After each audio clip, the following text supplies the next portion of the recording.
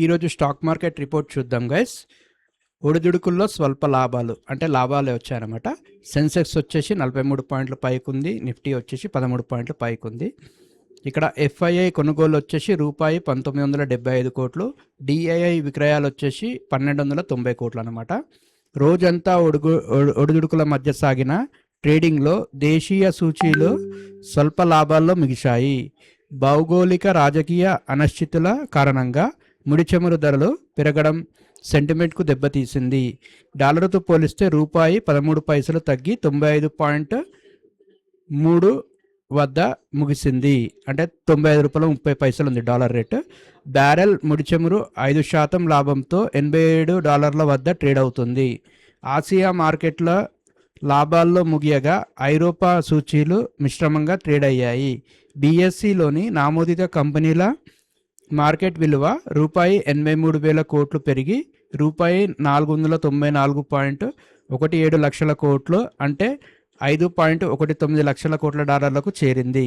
సెన్సెక్స్ ఉదయం 2 పాయింట్ల లాభం, క్రితం ముగింపు 78,499.17 పాయింట్లతో 78,501.59 వద్ద ప్రారంభమైంది. ఆరంభ ట్రేడింగ్లో 78,298.92 పాయింట్ల వద్ద కనిష్టాన్ని తాకిన సూచి అనంతరం కోలుకొని లాభాల్లోకి వచ్చింది. ఇంట్రాడేలో 78,676.98 వద్ద గరిష్టాన్ని నమోదు చేసి చివరకు 43.27 పాయింట్ల లాభంతో 78,542.44 వద్ద ముగిసింది. నిఫ్టీ 13.15 పాయింట్లు పెరిగి 24,583.8 దగ్గర స్థిరపడింది. ఇంట్రాడేలో ఈ సూచి 24,511.10 నుంచి 24,620.95 పాయింట్ల మధ్య కదలాడింది. సెన్సెక్స్ 30 షేర్లలో 19 లాభపడ్డాయి.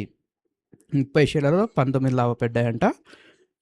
Titan 3.14%, Bajaj finance 1.93%, Bajaj finserv 1.15%, Tata steel 1.09%, Asian paints 1.07%, Infosys 0.81% రాణించాయి.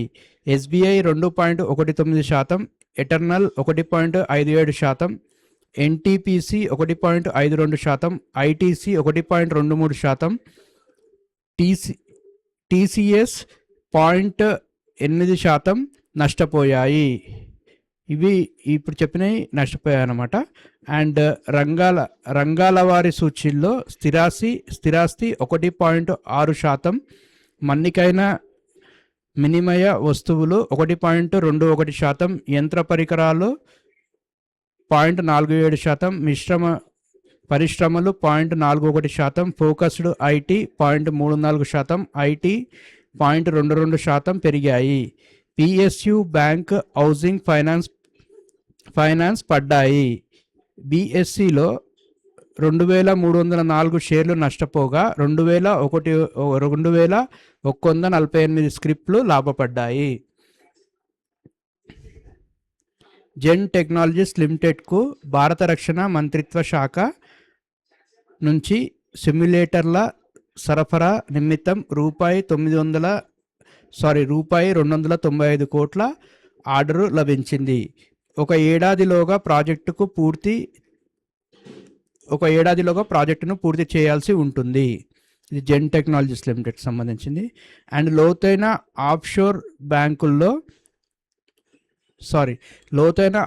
బ్లాకుల్లో చమురు గ్యాస్ అన్వేషణ వెతికితీతను సంయుక్తంగా చేపట్టేందుకు ఓఎన్జీసీ, షెల్ ఇండియా ఒప్పందం కుదుర్చుకున్నాయి. వెస్టర్న్ ఈస్టర్న్ రీజనల్ ఇంటర్కనెక్టివిటీ కింద రూపాయి 700 కోట్ల విలువైన 2 ఆర్డర్లను పవర్ గ్రిడ్ నుంచి దక్కించుకున్నట్లు బాజెల్ ప్రాజెక్ట్స్ తెలిపింది. సంస్థలకు డిజిటల్ సొల్యూషన్లను విక్రయించేందుకు ఐటీఐతో ఎయిర్టెల్ B2B విభాగం ఎయిర్టెల్ బిజినెస్ వ్యూహాత్మక భాగస్వామ్యాన్ని కుదుర్చుకుంది. రీన్యూ సోలార్ నుంచి రాజస్థాన్, కర్ణాటకలో 1.4 జీడబ్ల్యూపీ సామర్థ్యం ఉన్న 6 పౌర విద్యుత్ ప్రాజెక్టులను రూపాయి 4,859 కోట్లకు RP Sanjiv Goenka group company CESC కొనుగోలు చేసింది. Okay, mutual funds AIF PMS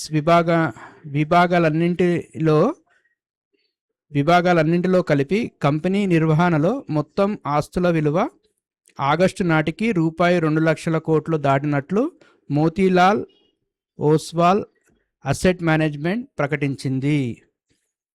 ఉద్యోగులకు సంబంధించిన ప్రాథమిక సమాచారం లీక్ అయినట్లు, థ్రెట్ ఇంటెలిజెన్స్ అలర్ట్లు వచ్చినట్లు స్టాక్ ఎక్స్చేంజ్లకు టీసీఎస్ తెలిపింది.